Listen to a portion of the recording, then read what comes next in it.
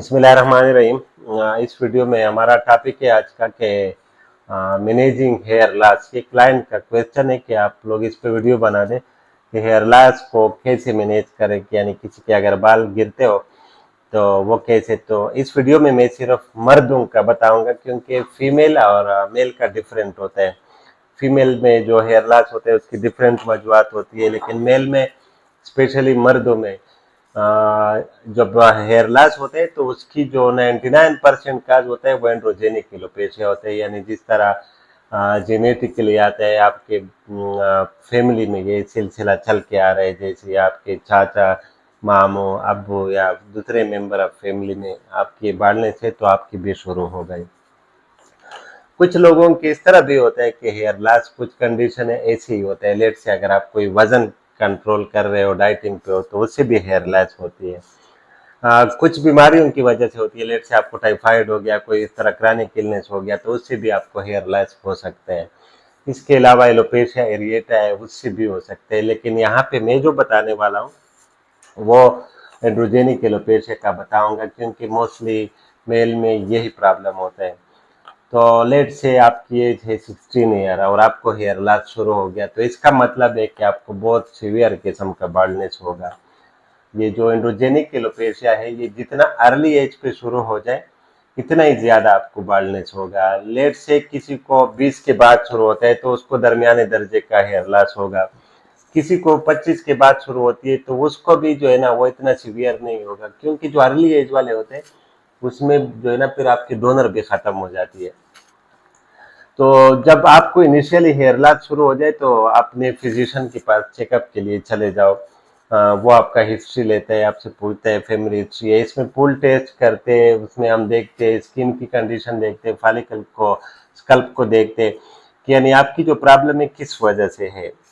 अगर आपको genetic problem शुरू हो गया है, आपके बाल गिरते हैं, तो इसके लिए परेशान नहीं होना है, तो इलाज शुरू कर दे।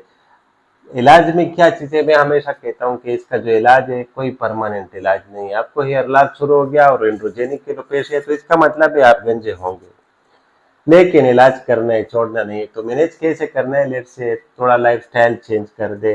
अगर आपकी डाइट वगैरह अच्छी नहीं है वो अच्छी कर दे। अगर आप किसी ऐसे एनवायरनमेंट में हो, लेट से कि आप में जेनेटिक प्रॉब्लम भी है और आप गल्फ कंट्रीज में हो, तो जाहिर है वहाँ पे हेयर लॉस ज्यादा होगा आपको, मौसम और इसके असर की वजह से। तो आप इनिशियली डॉक्टर के पास चले जाओ और अपनी जो बालों की गिरने की जो इलाज है वो शुरू कर दे। गिरने का इलाज आजकल क्या है, दो दो मेडिसिन है जो स्टैंडर्ड बालों को गिरने को रोकने के लिए इस्तेमाल होती है, लेकिन कभी रुकते नहीं है, ये याद रखो। ये जो फिनिस्टिराइड है, फिनिस्टिराइड के बारे में बहुत सारे वीडियोज है, लेकिन अल्हम्दुलिल्लाह ये बहुत सेफ ड्रग है, 1 मिलीग्राम। और मैं मरीजों को कहता हूँ कि इसको आप खा सकते हो बालों को गिरने के लिए। मैं एडवाइस भी करता हूँ और ये गारंटी भी साथ देता हूँ कि इसके साइड इफेक्ट से नहीं डरो। हाँ, सिर्फ एक शर्त मेरी ये होती है कि आपने जब भी फिनिस्टिराइड की गोली लेनी है तो बिस्मिल्लाहिल्लज़ी ला यदुर्रु मा इस्मिही शैउन फिल अर्दि वला फिस समाई व हुवा समीउल अलीम, ये कलमा पढ़ के खाओ। तो फिर आप 5 भी खाओ तो साइड इफेक्ट नहीं होगा, आपको फायदे पहुंचेंगे। वैसे भी कोई भी खाने की चीज खाओ तो उसे बिस्मिल्लाह पढ़नी चाहिए, बिस्मिल्लाह के साथ लेनी चाहिए। तो बिस्मिल्लाह का ये एडवांटेज है कि उसमें उसकी साइड इफेक्ट जायल हो जाती है और आपको सिर्फ उसके फायदे पहुंचते हैं। दूसरी बात दूसरी ड्रग मिनोक्सिडिल है। मिनोक्सिडिल सेफ है, इसको आप ओरल भी ले सकते हो, लेकिन ओरल के लिए आपकी कोई हिस्ट्री नहीं होनी चाहिए, रेनल फेल्योर या लिवर कोई डिजीज वगैरह, या उससे आपको एलर्जी नहीं होनी चाहिए। उसकी स्प्रे है, मिनोक्सिडिल की स्प्रे हम लगाते हैं, फ्रंट पे लगाते हैं, फ्रंट के बालों को डोनर को अच्छा करने के लिए पीछे एडवाइस करते हैं। वो 6 पफ सुबह और शाम यूज करते हैं, तो उससे भी आपकी हेयर फॉल कम हो जाती है। लेकिन ये एक चीज याद रख के, मिनोक्सिडिल जब आप शुरू कर दें तो आपकी हेयर फॉल इनिशियली तेज हो जाती है। वो इसका रीजन ये है कि हमारे जो बाल होते हैं वो 3 स्टेजेस में होते हैं। एक होता है इसका एनाजिन फेज होता है बाल का, जिसमें ये ग्रोथ करते हैं, 90% तक बाल ग्रोथ फेज में होते हैं। कुछ होते हैं टेलोजन। टेलोजन ये होता है कि जो एनाजन ग्रोथ करता है एक टाइम पे ये रुक जाती है, फिर रेस्ट में चले जाता है। फिर उसके बाद एक फेज आता है केटाजन, जिसमें ये गिर जाता है। तो जिन लोगों में एंड्रोजेनिक बीमारी होती है, ये जेनेटिकली हो, तो वो केटाजन के बाद जब ये गिर जाता है तो वापस नहीं आता है। नॉर्मल बंदे में भी गिरते हैं लेकिन उसका वापस आ जाता है, क्योंकि वो सिलसिला साइकिल रिपीट होना होता है। तो मिनॉक्सिडिल क्या करते हैं कि वो आपके जो रेस्टिंग फेज में फॉलिकल होते हैं उसको गिरा देता है, और वहां से जो नीचे जो फॉलिकल है उसको दोबारा स्टिमुलेट करते हैं, तो उससे थोड़ी ग्रोथ भी हो जाती है, और जो बाल जल्दी गिरने वाले होते हैं उसको भी, और ये जो आपके एनाजन फेज है उसको भी प्रोलॉन्ग करते हैं। तो यानी आर्जी तौर पे आपके बालों का जो गिरना है वो कम हो जाता है, रुकता नहीं है 100% किसी का भी। और साथ में फिर हम मल्टीविटामिन हम ऐसे ही देते हैं, ऐसे सप्लीमेंट देते हैं। मल्टीविटामिन कमी हम लोगों में होती नहीं है बेसिकली, क्योंकि अगर एक हेल्दी बंदे है, उसका नॉर्मल डाइट है, बेड रीजन नहीं है, कोई क्रॉनिक इलनेस नहीं है, उसको कोई बीमारी नहीं है, तो उसकी विटामिन कम नहीं होंगे, लेकिन फिर भी हम देते हैं। विटामिन डी कुछ लोगों की कम होती है, लेकिन वो भी इतना बड़ा रोल नहीं है इसमें। तो आयरन, विटामिन डी, ये चीजें पूरी होनी चाहिए, आपको हेल्दी होना चाहिए। फिर साथ में ये 2 ड्रग्स मैंने बता दिए, मिनॉक्सिडिल और फिनेस्टेराइड, ये बालों की गिरने का स्टैंडर्ड इलाज है।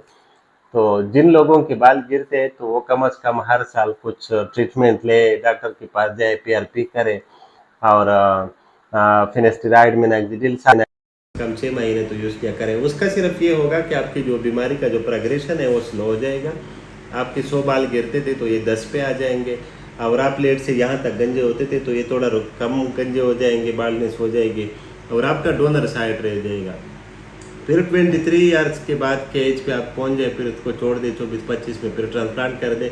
लेकिन ये जो इलाज है इसको मस्ट करना है, जो मैं कहता हूँ कि अर्जी इलाज, अर्जी भी करना है। अर्जी के ये फ़ायदे हैं, लेट से आप दो लोगों के जहन में ये क्वेश्चन आएगा कि चलो अगर फिर गिरना भी है तो हम इलाज क्यों करें अगर ये अर्जी इलाज है। तो इस इलाज का ये फ़ायदा है कि जो लोग इलाज करते हैं वो भी गंजे होंगे, जो नहीं करते वो भी गंजे होंगे, लेकिन जो लोग इलाज करते थे उसका डोनर साइड बच जाते हैं, उसके जो ये बाल है वो बहुत सारे साल गुजार लेते हैं, और ट्रांसप्लांट को जल्दी इसको ज़रूरत नहीं पड़ती है, और ट्रांसप्लांट के लिए फिर अच्छे डोनर की भी ज़रूरत होती है। तो अगर जो लोग इलाज नहीं लेते तो उसकी यूजुअली डोनर भी ख़त्म हो जाती है। तो हेयर लॉस को मैनेज करने का तरीका बता दिया। हाँ, अगर आपको डेंड्रफ वगैरह है तो उसका इलाज साथ करना चाहिए। डेंड्रफ भी जो आपकी जो हेयर फॉल है उसको एग्रीवेट कर सकते हैं, तो डेंड्रफ ख़त्म हो जाए, साथ में ट्रीटमेंट शुरू कर दे तो इंशाल्लाह आपका हेयर फॉल कंट्रोल हो जाएगा। 100% कभी नहीं रुकता है। Thank you for watching. अल्लाह हाफिज़।